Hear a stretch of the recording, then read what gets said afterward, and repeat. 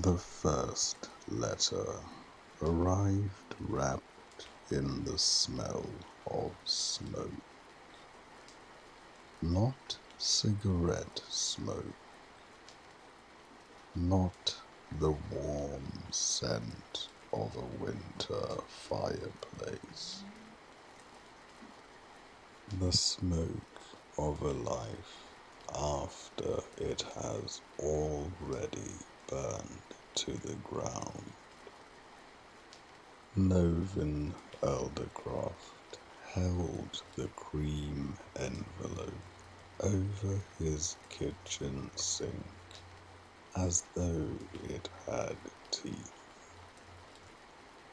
His name had been written across the front with the same elegant handwriting that had once covered birthday cards, anniversary notes, grocery lists, and tiny messages tucked into jacket pockets before gallery openings. Now it looked like an obituary. The apartment around him felt painfully borrowed. White walls, white cabinets, one expensive chair, one unfinished painting leaning against the wall like a guilty witness. The silence inside the flat carried an unfamiliar weight. It was the first silence that belonged to him alone. 3 weeks earlier, he and Caelithes had signed the final pages, ending 12 years of marriage. Neither had wanted the old brownstone in Boston until the lawyers reminded them that neither could keep it without buying the other out. So they had done the sensible thing. They had packed their separate lives into separate apartments while waiting for strangers to decide how much their memories were worth. Every week, the realtor aired out the house. Every week, someone walked through their old bedrooms, discussing natural lighting and storage space. Every week, another stranger imagined a future standing where theirs had quietly died. Novan slid one finger beneath the envelope. Inside was a single sheet. Nothing else. No greeting. No signature. Only the first sentence. You never realized that the loudest thing you ever brought into our marriage was your certainty that you were always the one who suffered most. The room seemed to shrink. Outside, rain struck the narrow Boston street below, washing the sidewalks clean with the indifference only rain possesses. Novan read the sentence again, then a third time. Then he laughed, not because it was funny, because every other response hurt too much. Boston had always treated artists kindly. The city believed in old brick, old families, old money, and old names. The Aldercrofts possessed all four. Novan had never questioned why his first exhibition had happened at 23. He had believed that talent had simply found its audience. He never wondered why gallery owners returned his calls within hours. He never questioned why critics arrived at private viewings.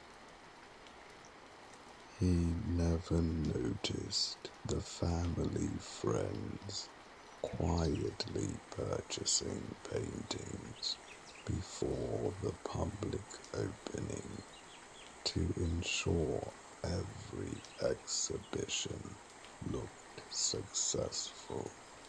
To him, his ascent had been natural. To Caelithes, it looked like gravity refusing to touch one particular man. She never said that during the marriage. She only thought it. Sometimes, then more often. Eventually every day.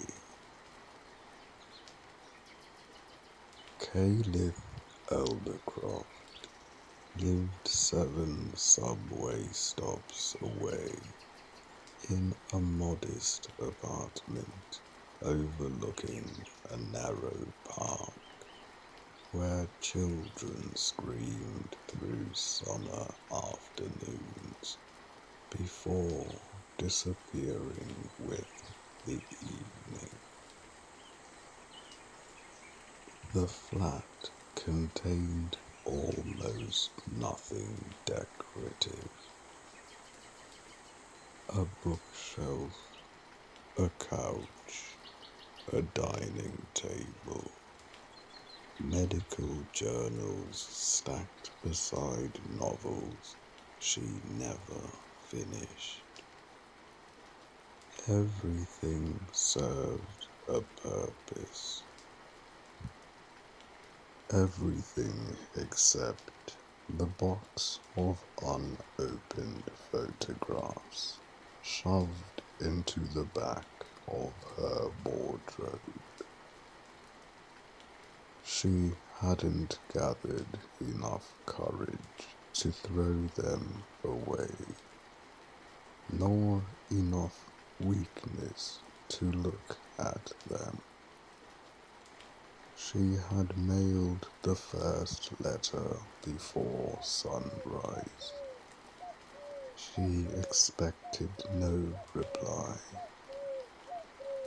not immediately, perhaps never. Writing it had felt less like speaking to her former husband than draining poison from a wound too swollen to close. She had promised herself one rule. If she wrote to him, she would write exactly as memory demanded. No lies, no exaggerations, no convenient editing, not as dignity preferred.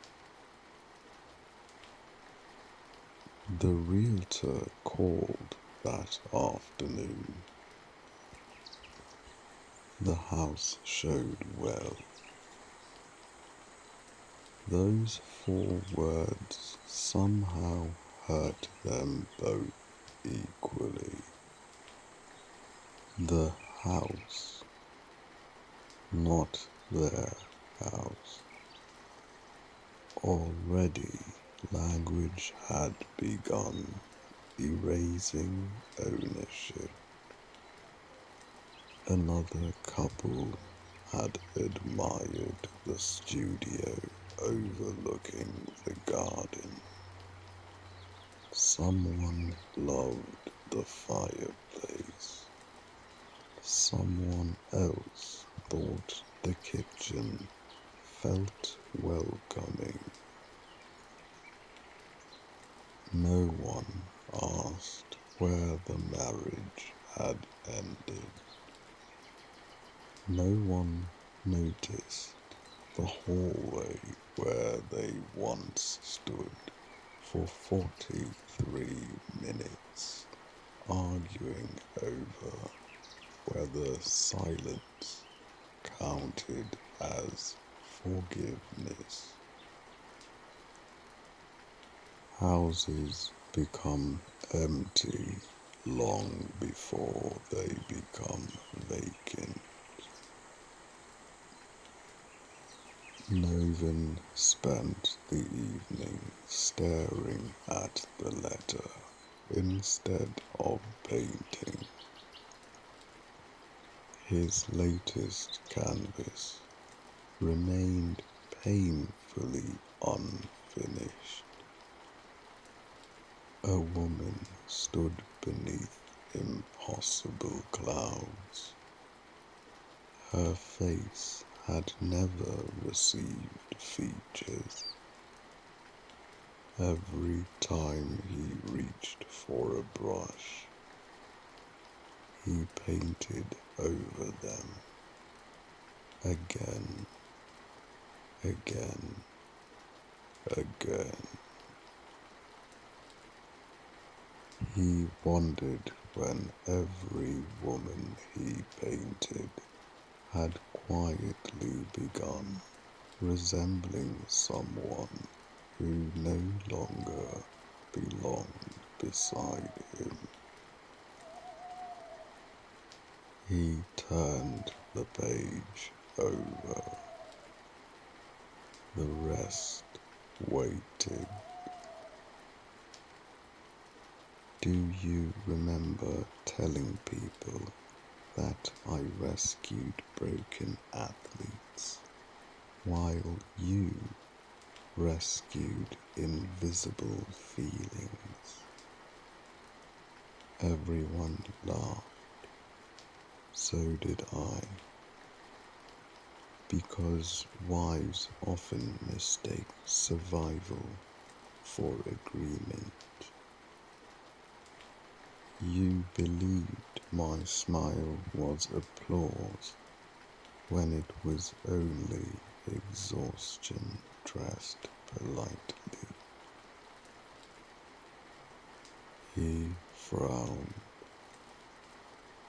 He remembered saying something similar at some charity event.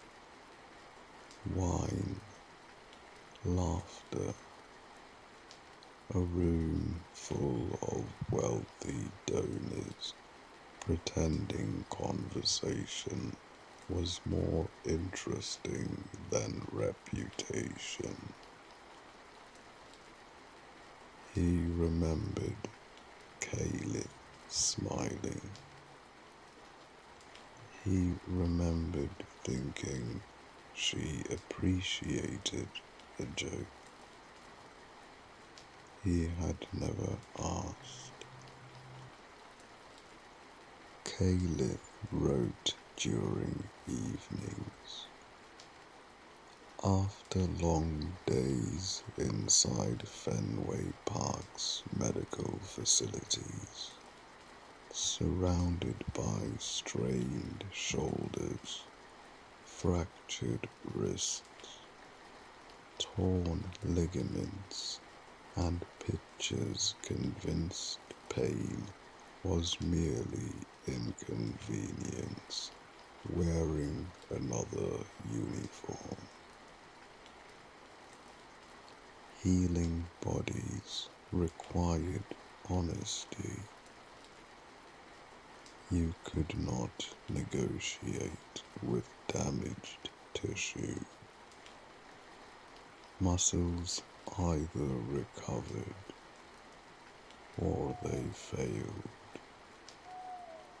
Marriages, she had discovered, lied far more convincingly. Her letter continued. You painted grief beautifully. You just never recognized it standing beside you while it cooked dinner. You spoke endlessly about color, about texture, about the emotional language of brush strokes. Yet somehow you could not identify loneliness unless someone framed it in walnut wood and hung it beneath gallery lighting.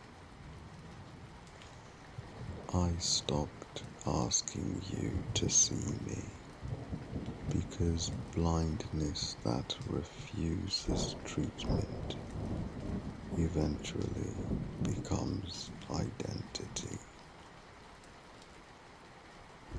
Novan lowered the page.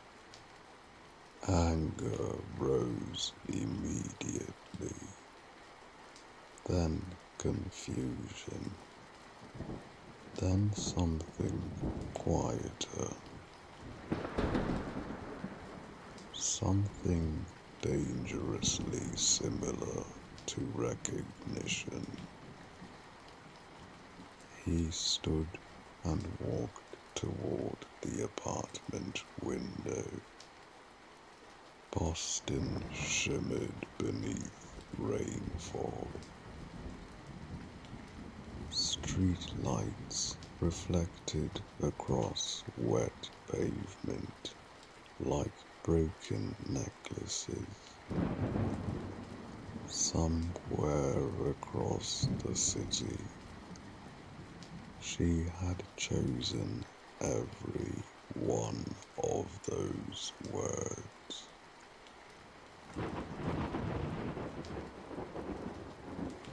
Not impulsively, carefully, perhaps painfully. Their divorce had surprised everyone except the two people living inside it. Friends insisted they had always seemed perfect.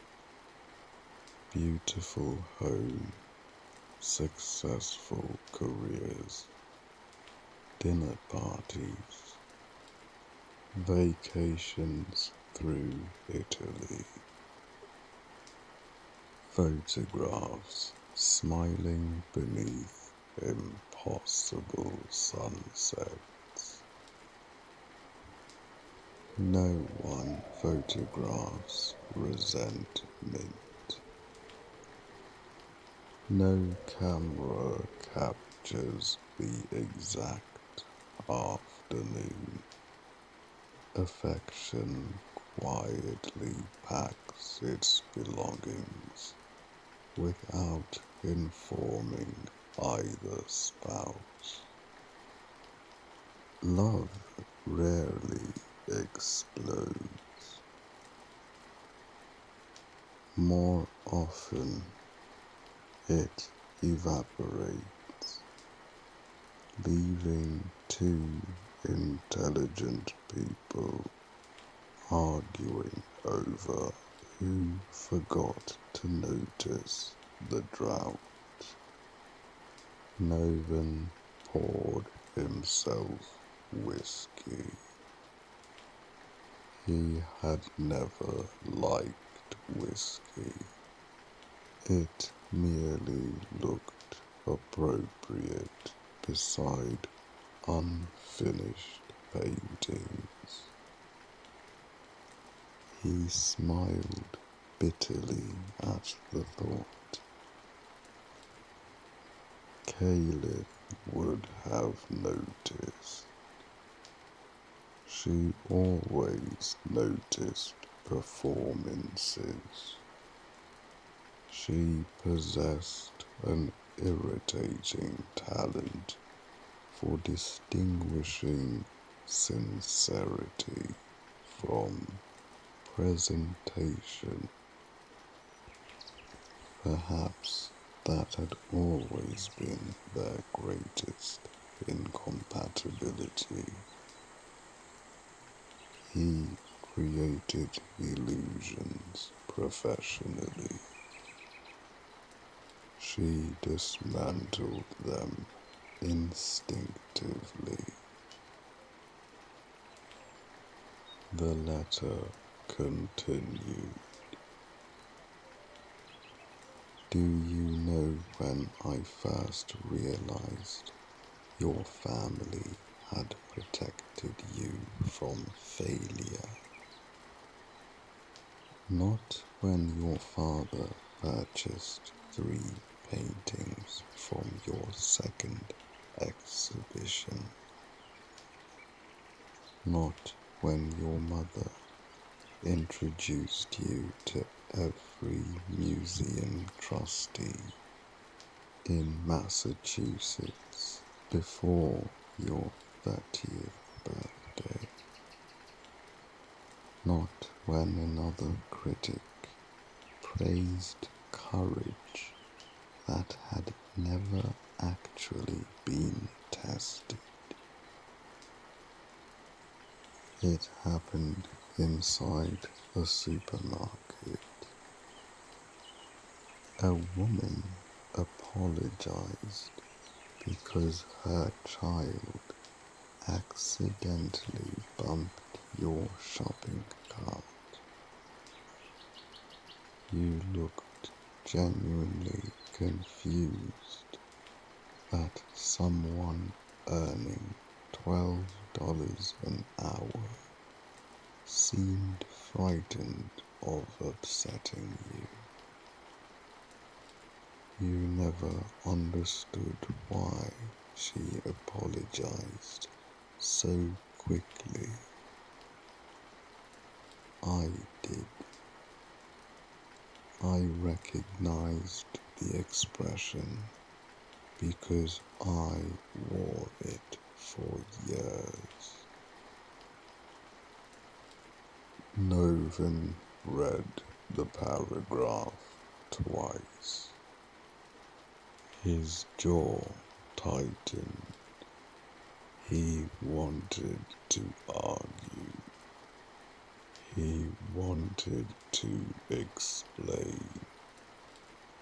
Instead, he realized he couldn't remember the supermarket. She could. He couldn't. Memory itself had chosen sides. Caelithe closed her notebook. Rain struck her apartment window. She watched people below hurry home, carrying groceries beneath umbrellas. Ordinary lives, ordinary worries. She envied them. Not because ordinary people suffered less, because their pain wasn't constantly mistaken for privilege. People assumed marrying into wealth solved every problem. Money insulated houses, not hearts. She remembered their first apartment together. Neither of them had much furniture then. He painted until sunrise. She studied anatomy until her eyes blurred. Back then, ambition had sounded identical in both rooms. Only later had she realized the difference. If Novan failed, someone would catch him. If she failed, she disappeared. She never blamed him for being born fortunate. She blamed him for never noticing that fortune had become invisible to him, like clean air, like running water, like love given too freely. Novan sat down and began writing. He stopped after 3 words, crossed them out, started again, stopped again. How did one answer 12 years compressed into accusations? Dear Caelithe felt ridiculous. My former wife sounded cruel. Her name alone felt unbearably intimate. He folded the blank paper, placed it aside. Some replies required surviving the first wound before attempting the second. Night settled over Boston. Across the city, 2 apartments glowed beneath different windows. Inside one, an artist reread every sentence, searching for unfairness.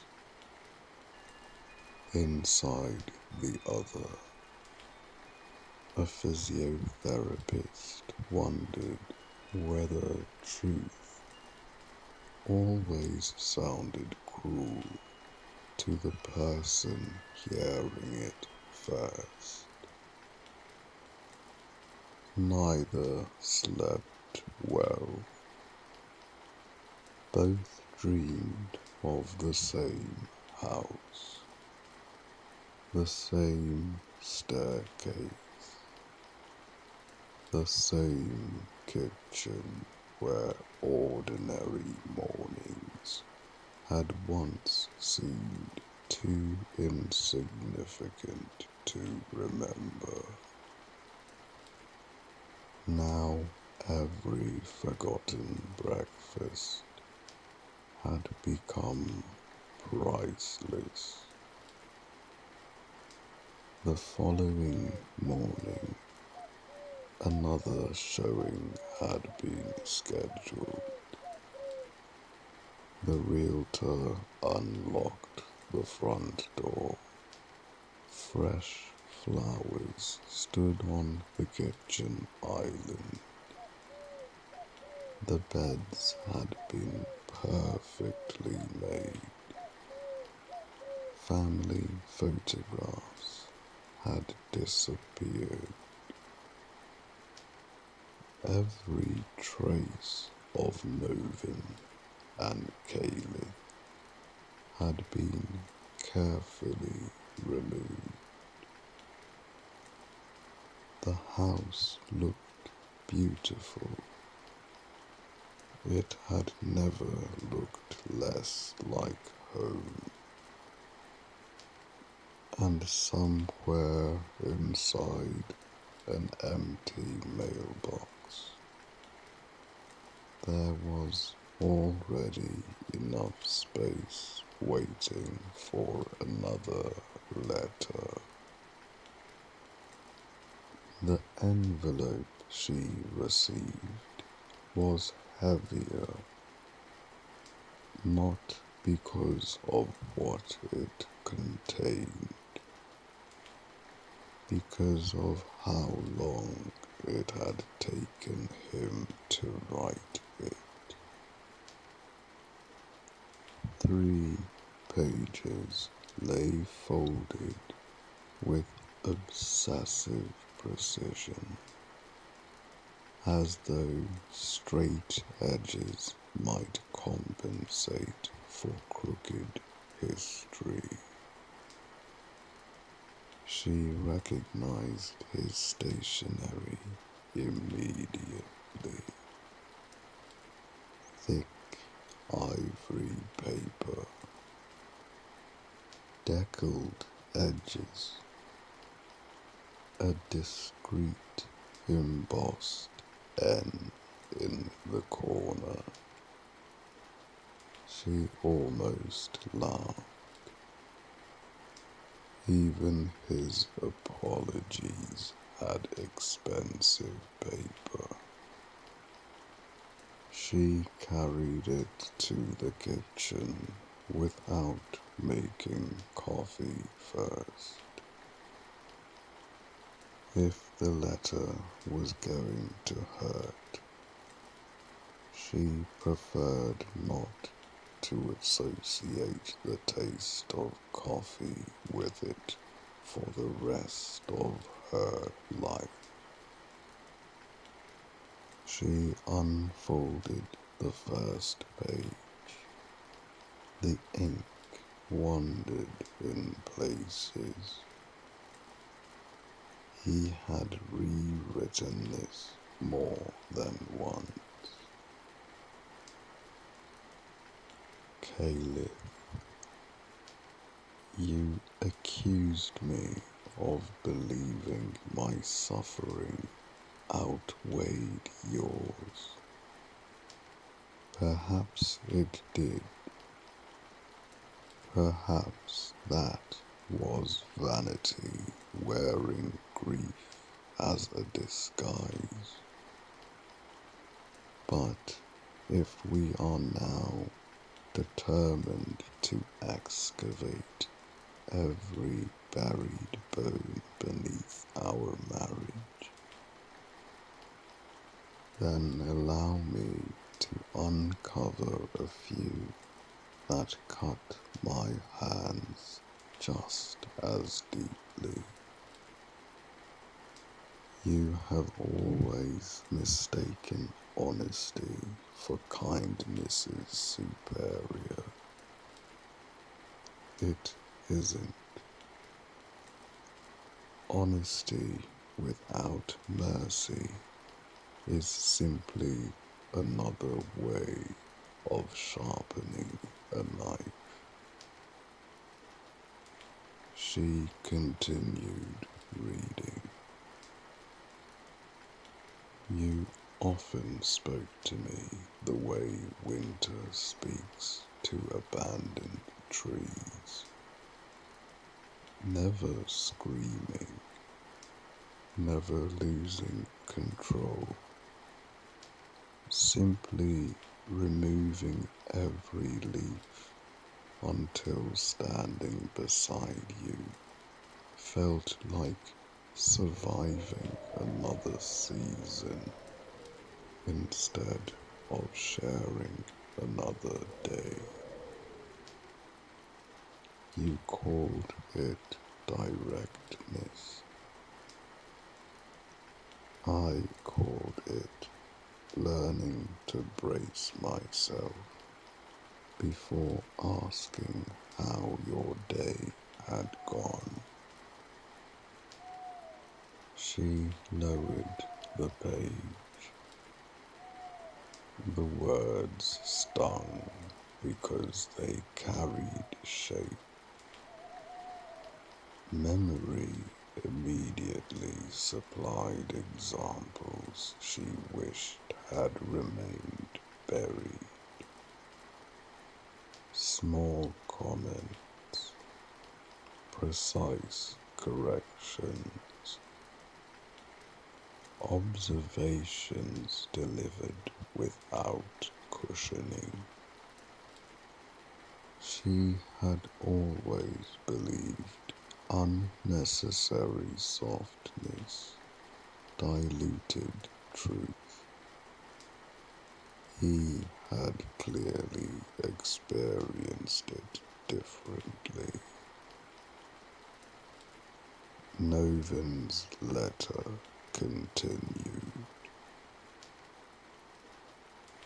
Do you remember the evening my exhibition at Mercer Gallery received its first truly cruel review?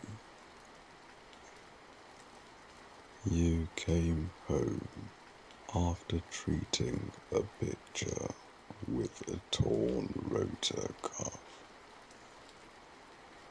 I asked whether the review had been fair. You didn't hug me. You didn't ask how I felt. You simply said, some paintings deserve the criticism. Perhaps they did. Perhaps you were objectively right. But objectivity has never warmed a freezing man. Sometimes people don't need accuracy. Sometimes they simply need somewhere safe to collapse. Across the apartment, the radiator hissed. Caelithe closed her eyes. She remembered that evening perfectly. She remembered believing she was respecting him by refusing empty reassurance. She had thought false comfort insulting. She had never considered that comfort and dishonesty were not always the same thing.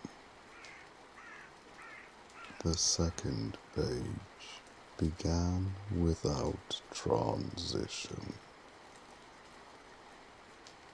You often accuse me of not understanding struggle because my family possessed money. You're right. There are struggles I will never understand. No amount of empathy allows someone to remember a childhood they never lived. But there are struggles you refused to acknowledge because they belonged to me instead of you. You treated inherited privilege as though it cancelled inherited expectation. You believe my trust fund solved every fear before I had the chance to feel it. It didn't. It merely changed the shape of them. Rain gathered against his apartment window as he had written those words. He remembered stopping there, looking out across the rooftops of Back Bay, wondering whether explaining himself would only sound like complaining from inside comfort. Still, he kept writing.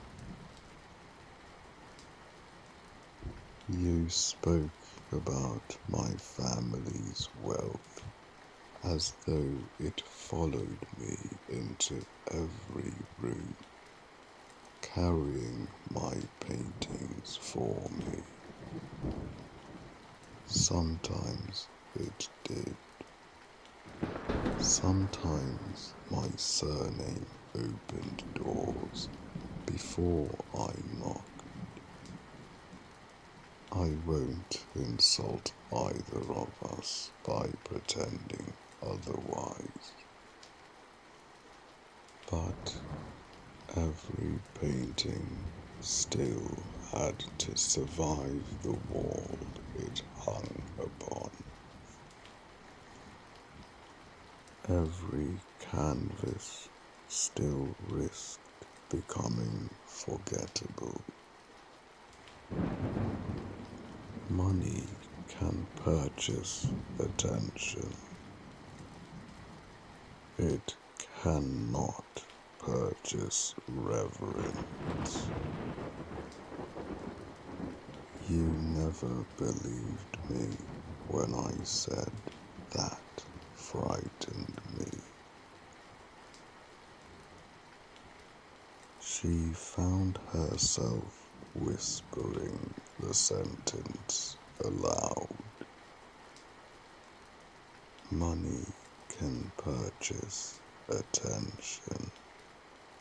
It cannot purchase reverence. It sounded exactly like him. Beautiful, frustrating, half philosophy, half confession. Then came the paragraph that stopped her breathing. You despised my family's money with astonishing consistency, unless it happened to become the house whose windows filled with morning light, unless it became the apartment overlooking the Amalfi Coast, where we celebrated your promotion, unless it became weekends in Martha's Vineyard, unless it became the dining table where you insisted we host Christmas, unless it became the gallery donations you proudly attended beside me, wearing dresses you claimed meant nothing. You hated the river while gladly drinking from it. I never asked you to worship wealth, only to stop pretending you never accepted what it quietly built around us. Caelith's fingers tightened around the page. Heat climbed into her face. She wanted to reject every word. Instead, memory betrayed her again. The house, the vacations, the security. She had always insisted those things were not why she loved him. They weren't, but she had loved them, not greedily, not extravagantly, simply because they made life beautiful. Had she ever thanked him for that? She honestly couldn't remember. The letter continued. Do you remember your student loans? Of course you do. You carried them like medals. You once told me debt reminded you that everything you achieved belonged entirely to you. I offered to pay them because I loved you, not because I wanted ownership, not because I wanted gratitude, simply because watching someone I loved suffer unnecessarily felt unbearable. You looked at me as though generosity itself were an insult. She could still hear herself. I don't need rescuing, he had answered quietly. I never said you did. She had ended the conversation anyway. Your pride fascinated me. It was magnificent until it became impossible to live beside. Every offer became an accusation before I'd even finished making it. Every kindness became evidence of privilege.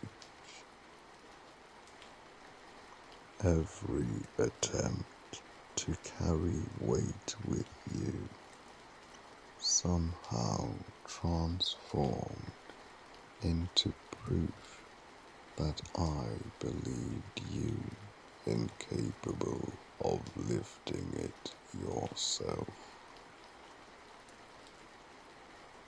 There came a point where loving you felt like entering a room filled entirely with tripwires. Across Boston, Caelithes folded the letter onto the table, not because she wanted to stop reading,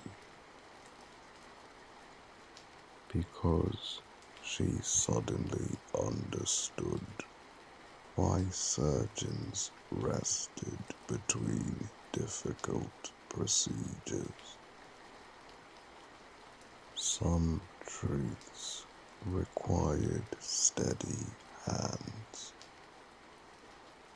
Noven's handwriting grew less controlled. The sentences leaned, the ink darkened. Do you know what I envied most about your work? Broken shoulders never accused you of hidden motives. Torn ligaments never wondered whether you only wanted control. Pain accepted your help without interrogating your heart. I often wished you had treated me with the same assumption of good intent that you offered complete strangers wearing baseball uniforms. The apartment became impossibly quiet. Outside, another showing was beginning. at the house they no longer own. A young couple wandered through the studio. The woman smiled at the enormous windows. I could imagine raising children here, she whispered. The realtor smiled professionally. No one noticed the tiny scratch beside the dining room doorway, where years earlier 2 newlyweds had measured each other's height while laughing over spilled paint. No one knew that somewhere else in Boston, 2 letters now existed that understood that house better than any blueprint ever could. And for the first time since the divorce papers had been signed, Caelithe realized something terrifying. The letters were no longer about winning. They were becoming confessions, and confessions had a dangerous habit of uncovering truths neither of them had intended to find. The letter sat on her dining table for 4 days. She moved it from room to room as though proximity alone might eventually produce an answer. From the kitchen to the bedroom, from the bedroom to the couch, from the couch back to the kitchen.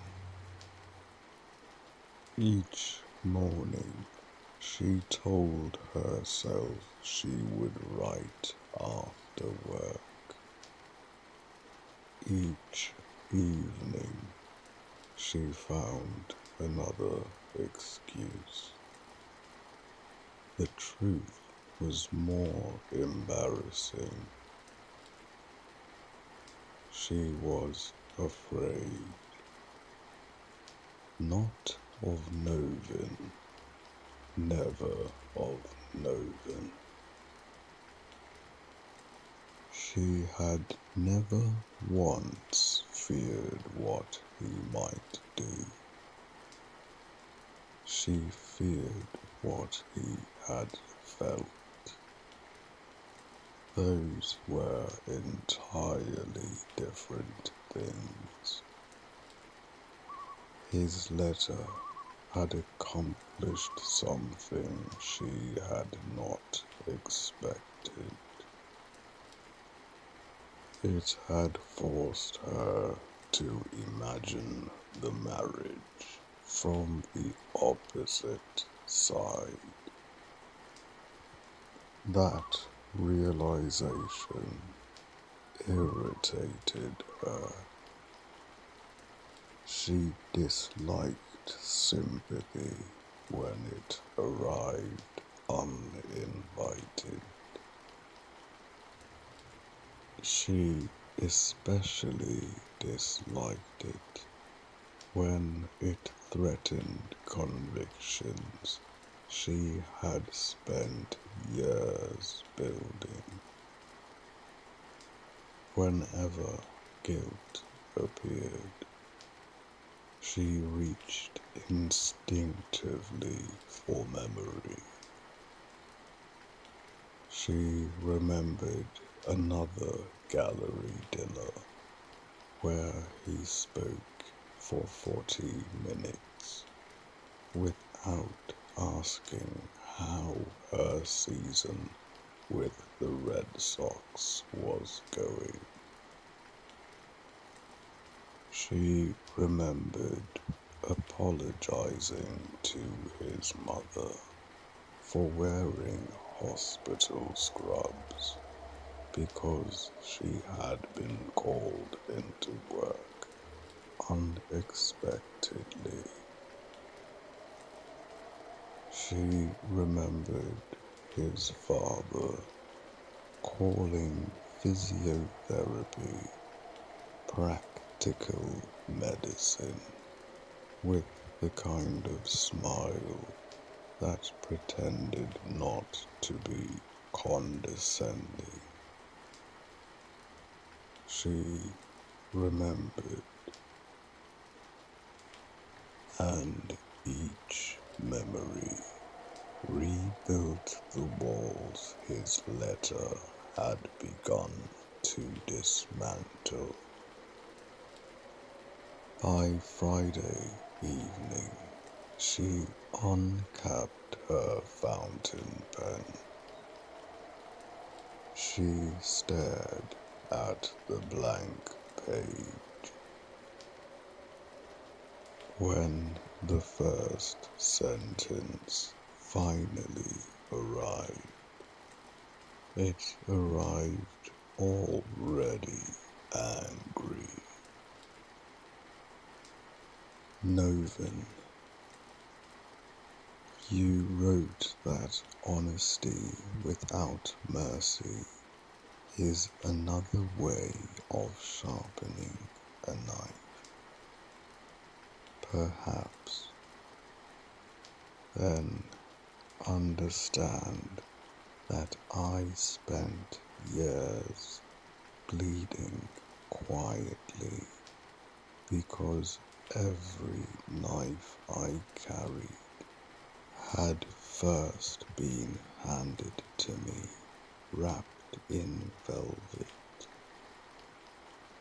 Your family never shouted. They never insulted. They never raised their voices.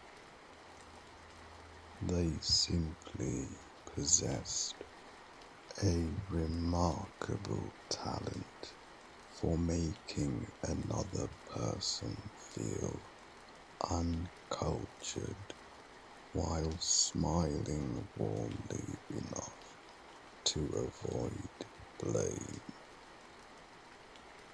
There are prisons that never require locks, only good manners. She paused, crossed out 3 sentences, kept writing. You accuse me of confusing honesty with cruelty.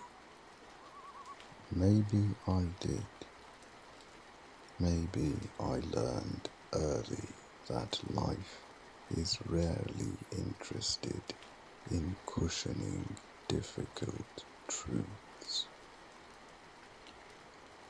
A torn ligament does not spare itself because the athlete is kind.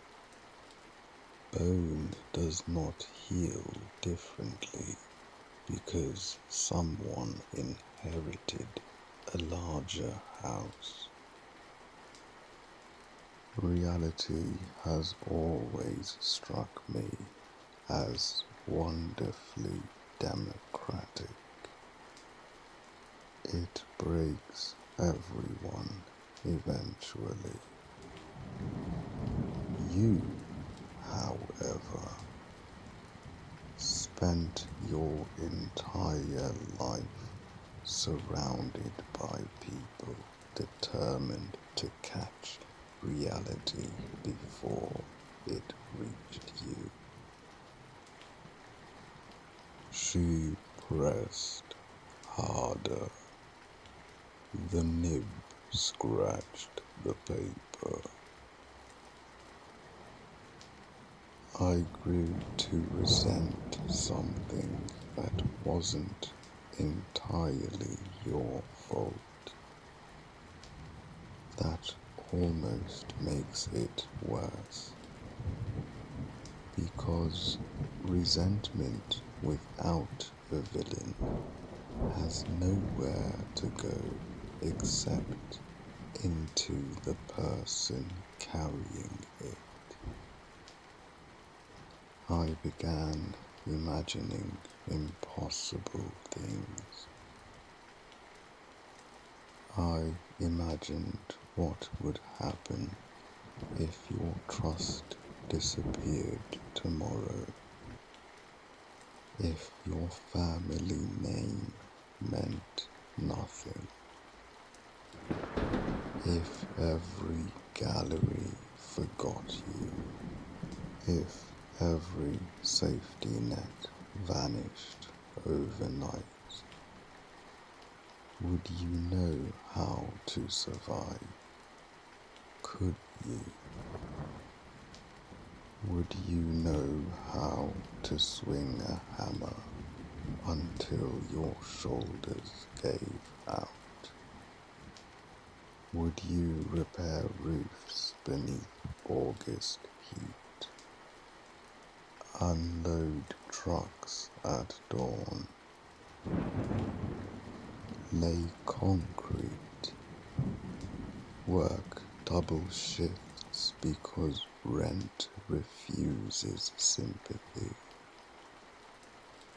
I know that isn't who you are. I know you were never meant to become a blue-collar man. That isn't the point. The point is that somewhere inside me, I stopped believing you could survive in the ordinary world without someone quietly protecting you from it. Her hand trembled, not from anger, from honesty.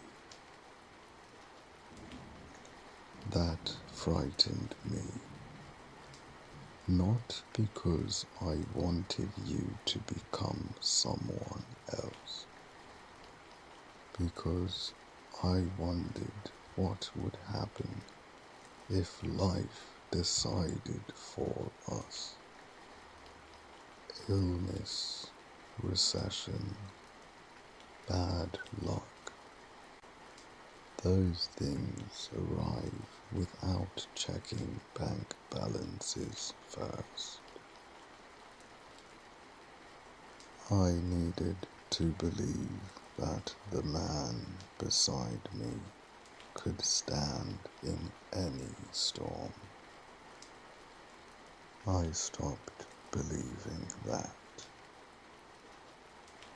Outside, rain slid down the apartment window.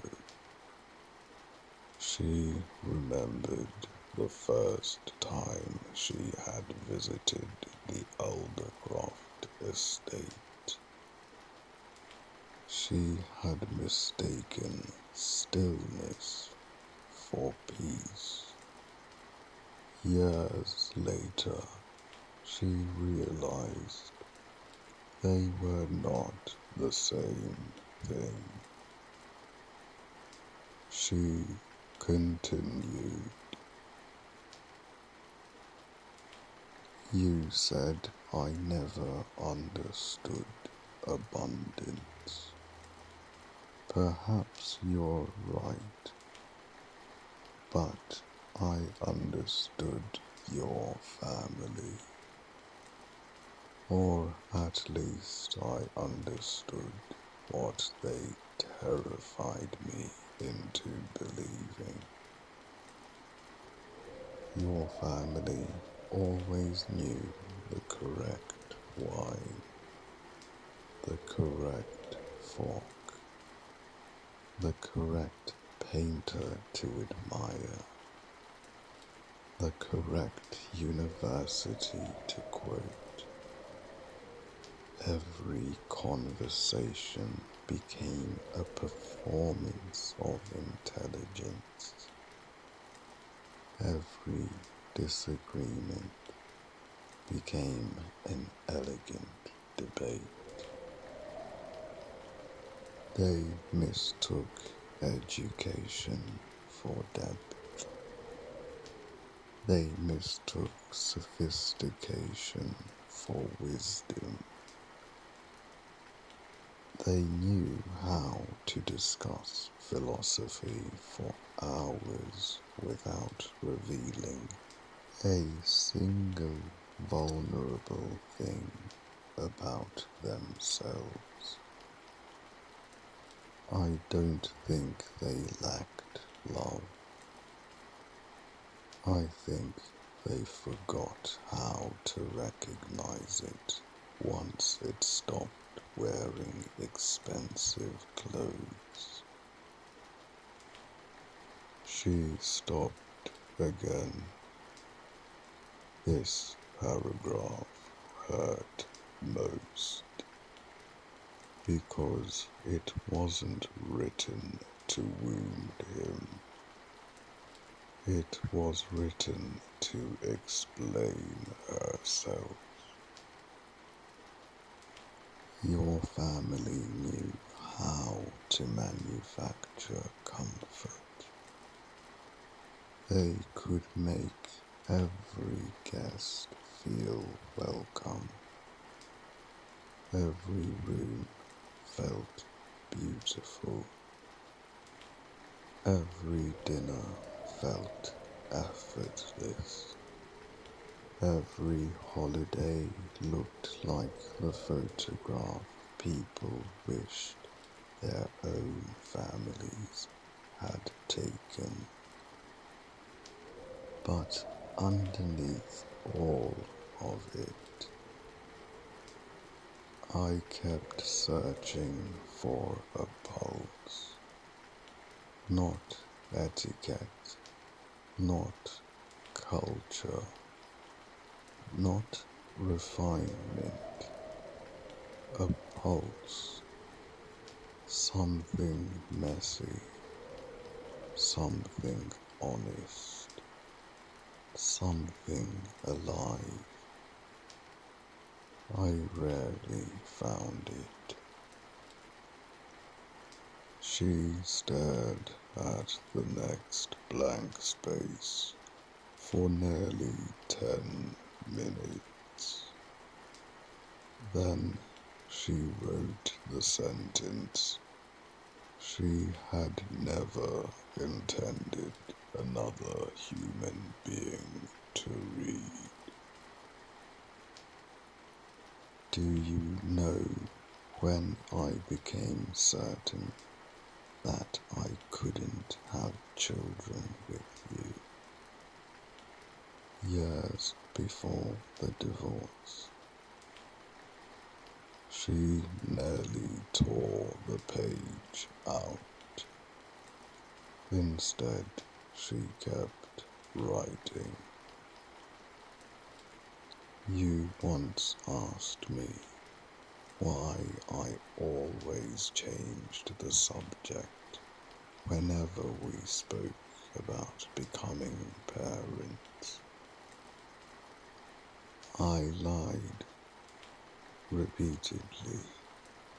I blamed work, timing, residency, travel, stress.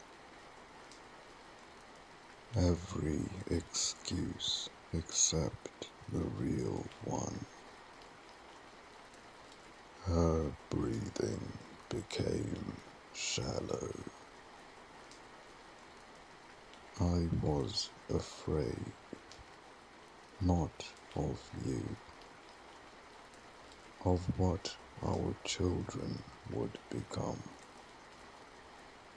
I imagined beautiful little birds raised inside an equally beautiful cage, fed perfectly, educated perfectly, protected perfectly, loved in your family's careful way, and never once forced to discover who they truly were when life stopped applauding them. I wanted children who climbed trees, who failed, who scraped knees, who knew the dignity of earning something difficult, who understood that kindness mattered more than polish. I became terrified that your family's version of love would smooth every rough edge until they no longer knew themselves outside comfort. The final confession came quietly, almost gently. So I did something unforgivable. I began taking contraceptives without telling you every morning for almost 3 years. You asked why nothing happened. You blamed timing. You blamed biology. You blamed chance. I let you. That betrayal belongs entirely to me. I will not divide it between us because it would be dishonest. You deserved the truth. I denied you that. I am sorry for the deception. I am not sorry for the decision. Those are not the same sentence. I could not bring children into a future I had already begun to fear. She signed her name without hesitation. Caelithe. She folded the pages slowly. The envelope felt heavier than the one she had received. Not because it contained more paper, because it contained the one truth she had protected more fiercely than the marriage itself. When she slipped it into the mailbox that evening, the metallic click echoed far louder than it should have. Across Boston, an artist sat before an unfinished canvas, unaware that the next letter would not merely reopen old wounds, it would reveal one that had existed all along, hidden beneath years of carefully rehearsed hope. Novan almost didn't open the envelope. He had convinced himself the correspondence had reached its natural end. They had both emptied their grievances onto paper. There could not possibly be another wound left to expose. He was wrong. The envelope sat on his kitchen counter until late afternoon while he prepared for a meeting at the Calder Gallery. His next exhibition was only weeks away, and the curator wanted to finalize the placement of each canvas after closing.